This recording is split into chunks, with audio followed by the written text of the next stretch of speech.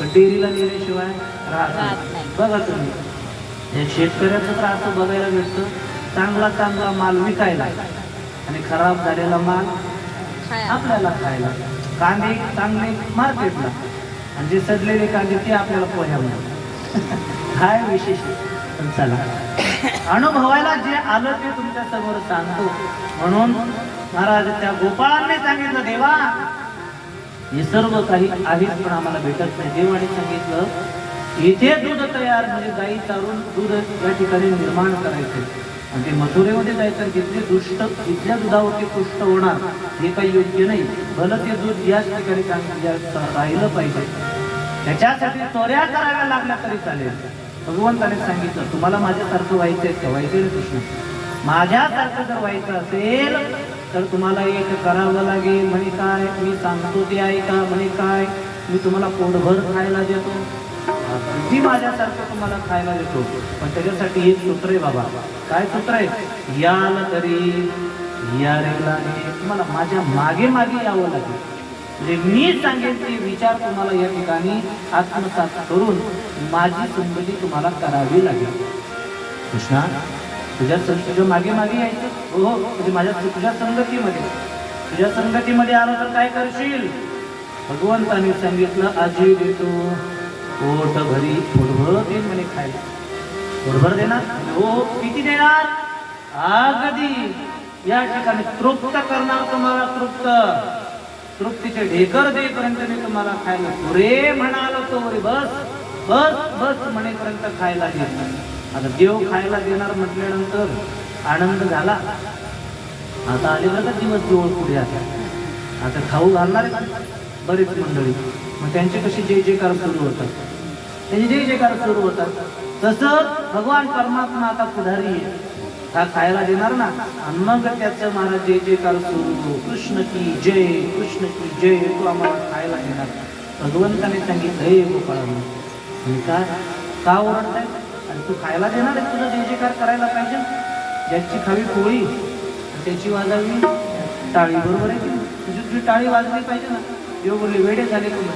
अरे मी जरी तुम्हाला खायला देणार असलो पण ज्या मार्गाने देणार आहे तो मार्ग म्हणजे असा ओरडण्याचा मार्ग नाहीये, कोणाला सावध करून उपयोग नाहीये. मग ज्या मार्गाने देणार त्या मार्गाने कसं जायचं? आणि कसं जायचं रे कृष्णा? हळू चालायचं. का हळूहळू चालायचं? अरे नुसती एकच सूत्र सांगितलं, पुढचं ऐका ना. हळूहळू चालायचं, कोणी कोणाशी बोलायचं नाही, म्हणजे बोलायचं नाही. आणि हळूहळू चालायचं म्हणजे काय करायचंय? अरे मी तुम्हाला देणार म्हणजे या ठिकाणी आपल्याला चोरी करून या ठिकाणी मिळवायचं. चोरी करायची. गोपाळाने सांगितलं चोरी करणार नाही, कारण आई वडील म्हणतात चोरी करणं चांगलं नाही. देवाने आपलीच वस्तू आपल्याला चोरायची. आपण ज्याने तृप्त होणार ते तृप्त होऊ देत नाही, म्हणून आपण आपली वस्तू चोरायची. शेवटी गोपाळांना चोरी करण्यासाठी प्रवृत्त केलं. काय काय आणायचं सांगितलं. आपण कालेच्या कीर्तनामध्ये नेहमी ऐकत असतो.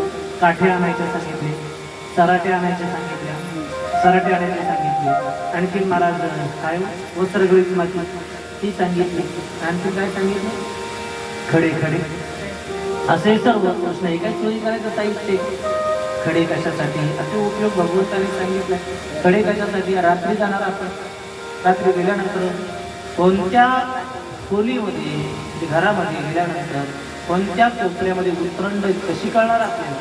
आणि काही नाही, घरामध्ये प्रवेश केला की खडे घ्यायचे अशा कोपऱ्यामध्ये फिरून बघायचे. उत्तम असा आवाज येतो, समजायचं तिकडे काय आहे, उतरंड आहे, मडके लावलेले. बरोबर खडे समजले रे. काठी कशासाठी? काठी अरे आपण लहान वरती शिंक टांगलेला असेल, नाही हात पुरला की चट्टोला फोडायचं बडबड. बरं काठीचा उपयोग समजला, खड्याचा उपयोग समजला. हे वस्त्रगळीत माती कशासाठी?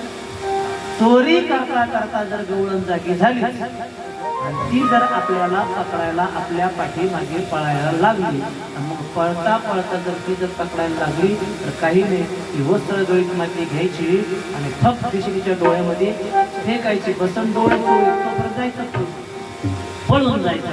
त्याच्यामध्ये तो पे द्या. वा रे वा कृष्णा, फार चांगलं बोलतो. म्हणजे माती घ्यायची तिच्या डोळ्यामध्ये फेकायची, बसून चोळीसोबत पळून जायचं. पण ती गवळण जर चष्मा लावून आली तर, चष्मा जर लावला तर भगवान परमात्मा म्हणतो ती काही कलियुगात नाही का? द्वापार युगामध्ये कुठे चष्म्याचा शोध. आणि मग भगवान परमात्मा चला आणा ते सर्व. पण कृष्ण एक राहिले ना अजून सराटे. या सराट्याचा उपयोग काय? अरे डोळे चोळीत चोळीत जर पळायला लागली ते सराटे घ्यायचे तिच्या पायाखाली हे काय. आता सराटे बघितले ना तुम्ही मुंबईत बघितले असते ना अगोदर. सासूबाई मागे बसलेले आहे, सासूबाईला की मागे बसलेले आहे. बघितले का सराटे? दाखवलीच नाही, नाही दाखवली. बर बर बर.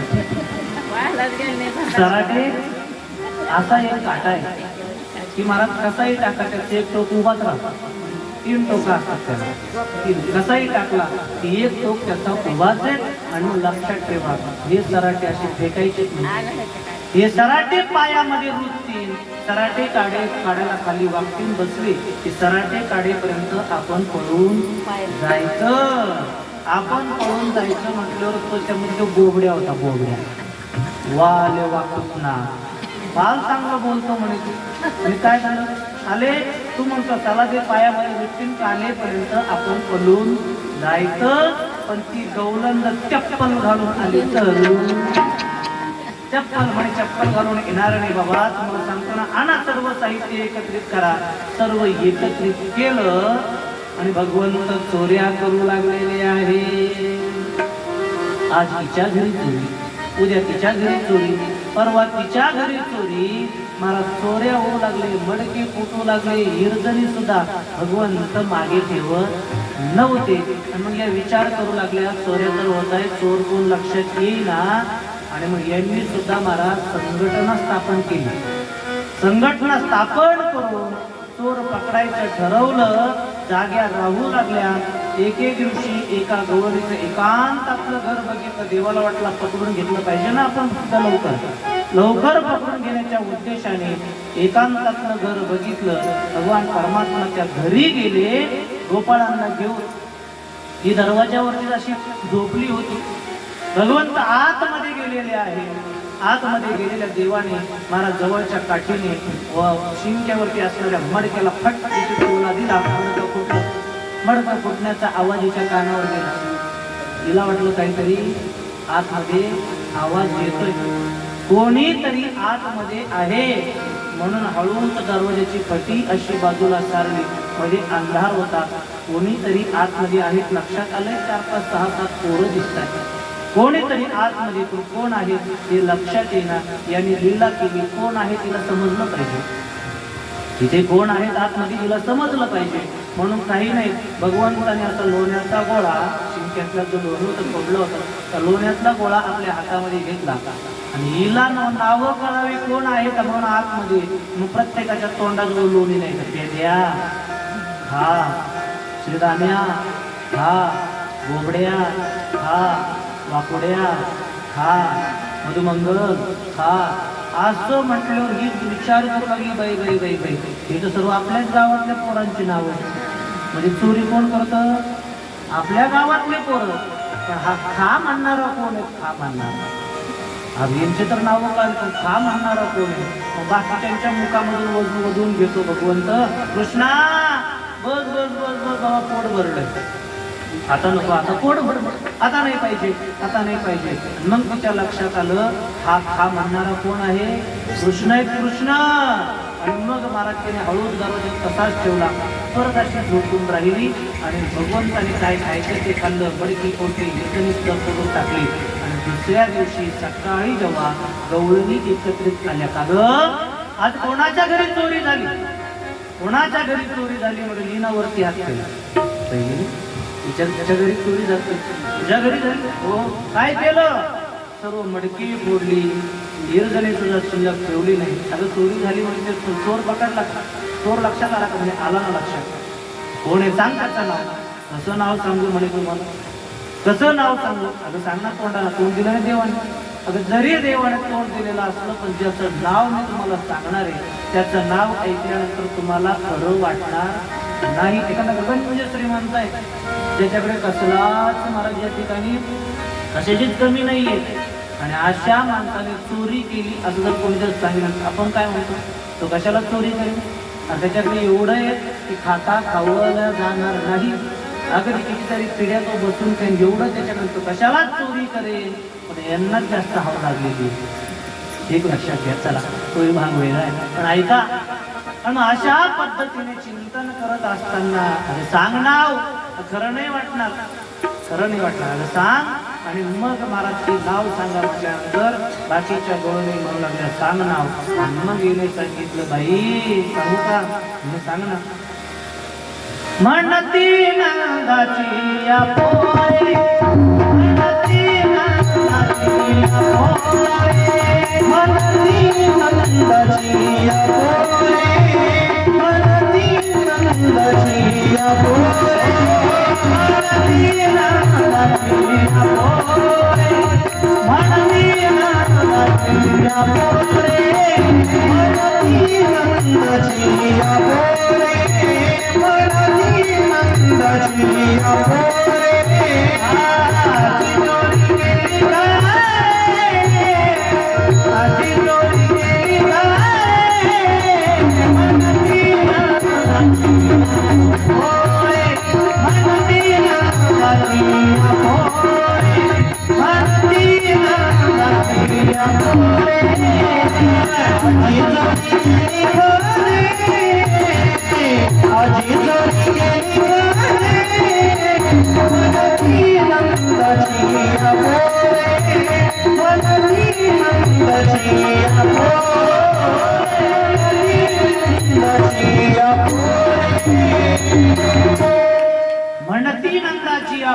चोरी करणार कोण आहे?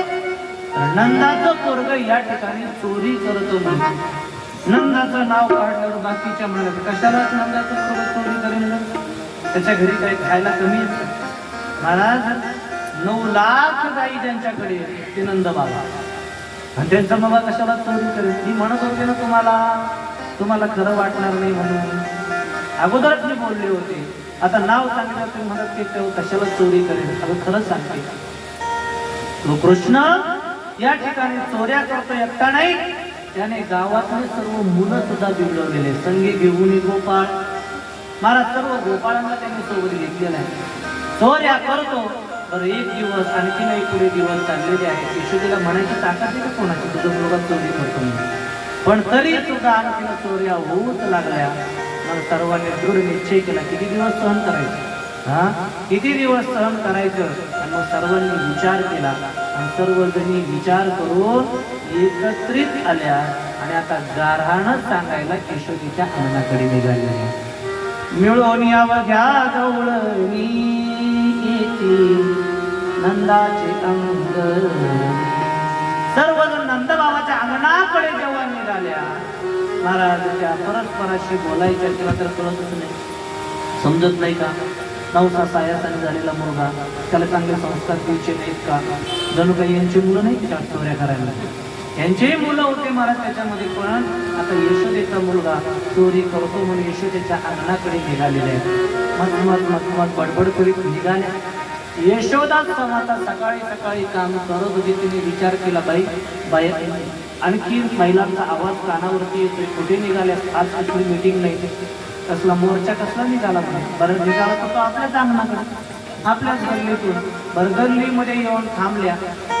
आता गवळणीच त्या असा कोणी महाराज या ठिकाणी पदर ठेवलेला आहे कमरेला पदर ठेवून त्या म्हणलं यशोदे ये बाहेर, यशोदे ये बाहेर. यशोदा माता बाहेर आली. यशोदा माता म्हणलं का ग कुठे निघालात म्हणे अशा अवस्थेमध्ये. यशोदा मातेकडे कोणी लाल गुंड डोळे करून बघतं, कोणी नाक वाकडं करतं. आणि मग यशोदा मातेला म्हणलं काय झालं ग, काय झालं ग म्हणून काय विचारते? होत नव्हता म्हणजे मुलगा 9 सायासाने झाला. म्हणजे किती वर्ष झाला माहिती यशोदेला मुलगा. ज्या वेळेस भगवान परमात्मा घरी आले ना, यशोदा मातेचं वय 80 वर्षाचं होतं.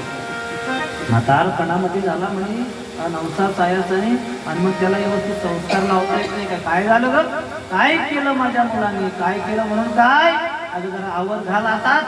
आताच आवाज घातलं तर बरं राहील, नंतर पुढे तुला फार पस्तावा करावा लागेल. ते गवळणी म्हणू लागल्या, आवरी आवरी आपुला काना,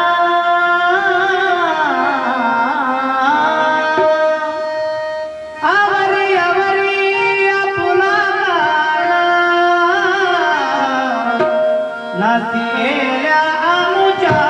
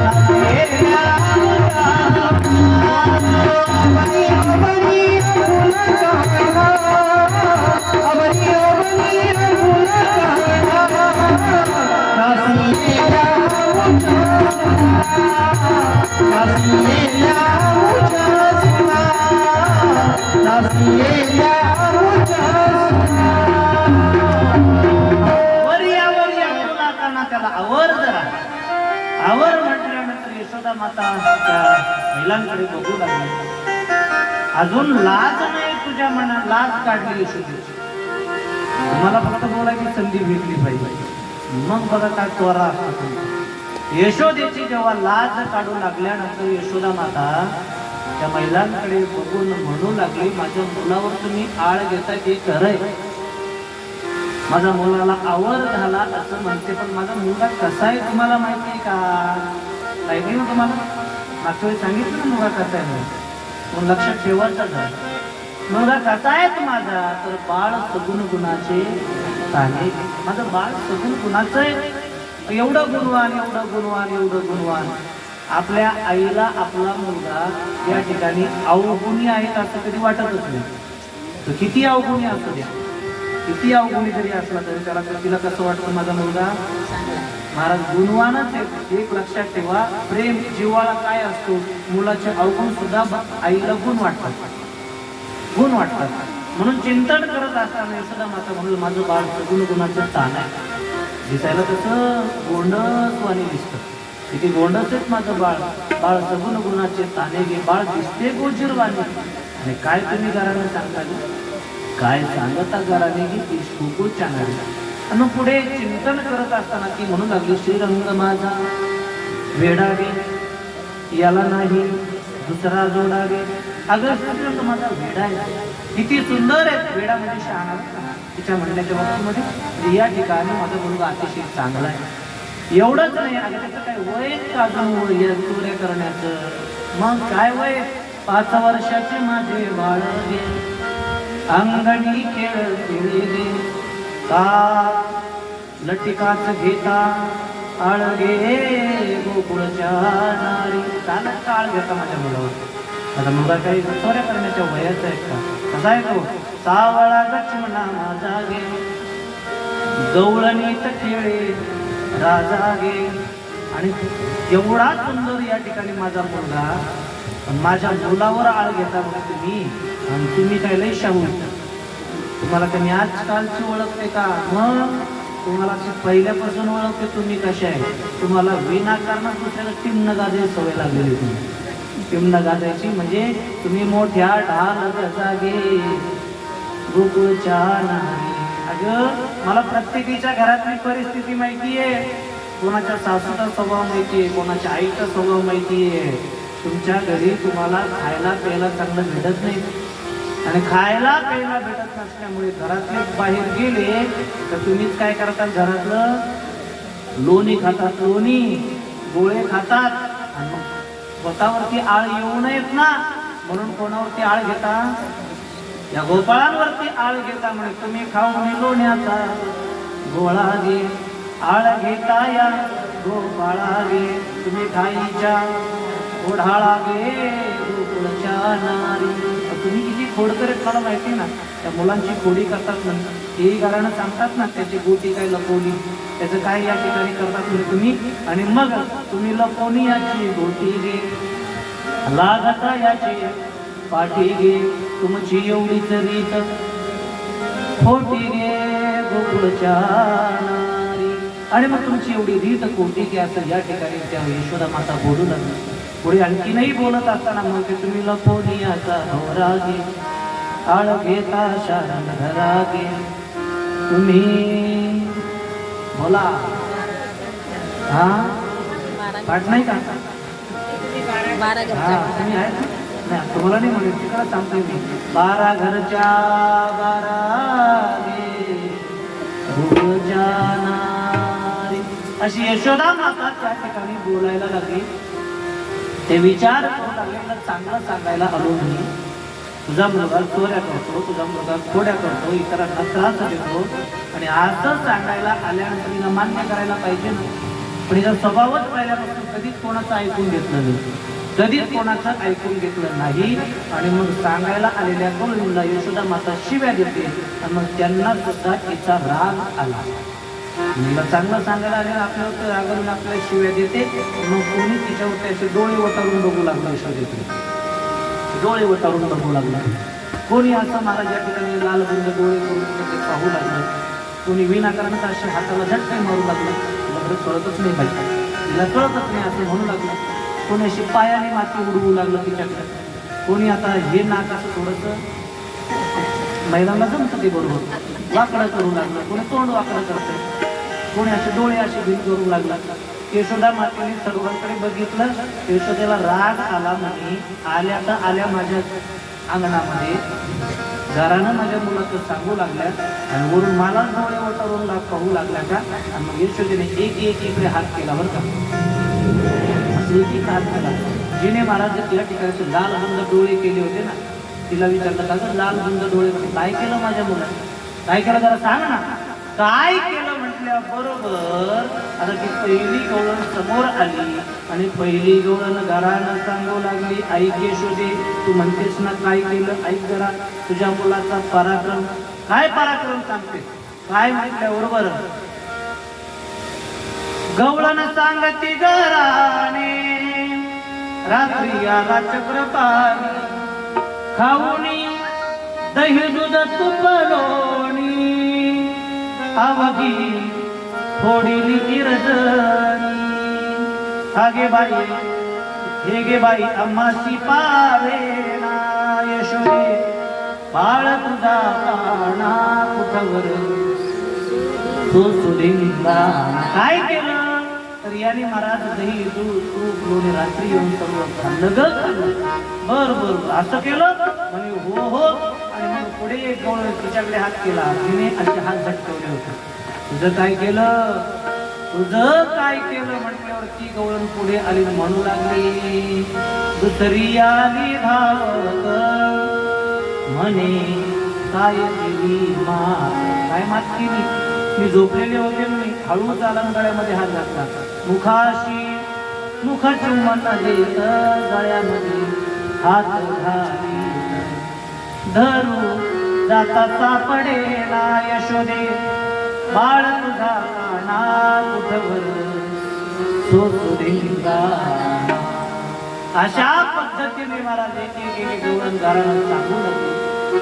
कितीतरी घराने या ठिकाणी महाराज सांगितलं. तिसरीकडे हात केला, जिने पायाने माती उडवली होती ती समोर आल्यानंतर या ठिकाणी सांगितलं तिने घरानं, काल म्हणे माझ्या गायी मी गोठ्यामध्ये वाहनल्या होत्या. गोठ्यामध्ये गायी वाहनल्या, झुकत्या गायी बाजूला, खाट्या गायी बाजूला, आणि मग त्यांना चारा वैरण करून रात्री मी झोपली या ठिकाणी येऊन. आणि मग तुझा कृष्ण कधी माझ्या गोठ्यामध्ये गेला मला माहिती नाही. त्याने काय केलं, ज्या झोपत्या गायी होत्या त्या दिल्या सोडून, आणि त्या गायींच्या जागेवरती गाढव आणून बांधले. गाढव आणून बांधले. बरं बरं बरं. मग आता नित्य नियमाप्रमाणे पहाटे उठले, चरली हातामध्ये घेतली आणि गेले म्हणे त्या गाय म्हणून गायीचं दोहन करायला. बर बर बर. गेल्यानंतर अंधार होता, कळालं नाही. जिथे गाय असेल तिथे गाढव गेले. गाढवाच्या पाठीवरून हात फिरवला तरी गाढवच मारत. गाढवाच्या पाठीवरून हात फिरवल्या बरोबर गाढवाचे गावातलं खाऊन असं तगडं झालं. माझी गायीची हाडकं लागायचे दररोज. आज असं हात फिरवल्यावरती असं ताजं तवानं वाटलं. विचार केला, काल तर वाळली, आज सत्या राजातून तुरली गाय. पण चला आता दुपटीच गाय म्हणून गायीच्या खाली बसले. खालून पाणी मारलं ते गाढव. गाढवाने जे लात मारली, त्याने लात मारल्यावर माझ्या 32 जणांनी राजीनामा दिला. काय अवस्था मी बोलत नाही. रात्री गायी सोडून देतो, गाढव त्यांच्या जागी बांधितो. अशी प्रमाणे नवे एवढंच नाही. हा तुझा मुलगा, तहानी आमची मुलं असे रस्त्यामध्ये जर खेळत असले किंवा गल्लीमध्ये मोठ्यावरती जर खेळत असले ना, तर येतो काय मुलांच्या ढेरीला चिमटे गाय घेतो. काय त्यांना रडायला लावतो. लहान मुलाशी चिमटे घेतो. आईचा साजतो डावगे असं चिंतन. असे एक एक एक एक एक एक घरानं या ठिकाणी त्या सांगू लागले. किती घराने याच्या कोड्या सांगू, किती मही पत्र सिंधू आटे. किती जरी कोड्या सांगल्या, कोड्या न संपणारी आहे. कोड्या न संपणाऱ्या आणखी नाही बरेच घराणे. आता बरेच घराणे, त्या घराण्याचं एक चिंतन आपल्याला करायचंय. पण एक थोडंसं भगवंताचं भजन करू. 15 मिनिटाची, बरं का, 20 मिनिटाची नाही. आज 15 मिनिटाची विश्रांती घेऊ आणि या ठिकाणी पाणी वगैरे प्या. या 1-2 अजूनही पुढे विश्रांतीच्या नंतर कोड्या सांगण्याचा प्रयत्न करू. नाहीतरी आपण मला कोड्या सांगण्यासाठी तिथं बसलेलो आहे. आणि त्याच्या कोड्या जरी असल्या तर त्या आपल्याला आनंद देतात, हे महत्वाचं आहे. त्याच्या कोड्या आपल्याला आनंद, ही त्याची एक खोडच आहे. देवाच्या चरित्राची एक खोडच आहे की आपल्याला महाराज या ठिकाणी आनंद देणं. म्हणून चला अशा भगवंताचं थोडंसं चिंतन दुसऱ्या सत्रामध्ये आणखीन आपण करण्याचा प्रयत्न करू. सर्वांनी भगवंताचं भजन करा. भजनानंतर 15 मिनिटाची विश्रांती आपली या ठिकाणी आहे. सर्वांनी भजन करा. नारायण दीन दयाळे भज मना राधे गोविंद. नारायण दीन दयाळे भज मना राधे गोविंद. हरि बोल. नारायण दीन दयाळे भज मना राधे गोविंद. नारायण दीन दयाळे भज मना राधे गोविंद. राधे गोविंद कृष्ण गोविंद. राधे गोविंद कृष्ण गोविंद. राधे गोविंद कृष्ण गोविंद. राधे गोविंद कृष्ण गोविंद. नारायण दीन दयाळे भज मना राधे गोविंद. नारायण दीन दयाळे भज मना राधे गोविंद. हरि बोल. नारायण दीन दयाळे भज मना राधे गोविंद. नारायण दीन दयाळे भज मना राधे गोविंद. गोपाल कृष्ण भगवान की जय. श्रीमद् भागवत महापुराण की जय. श्री राधे. 15 मिनिटाची विश्रांती आहे.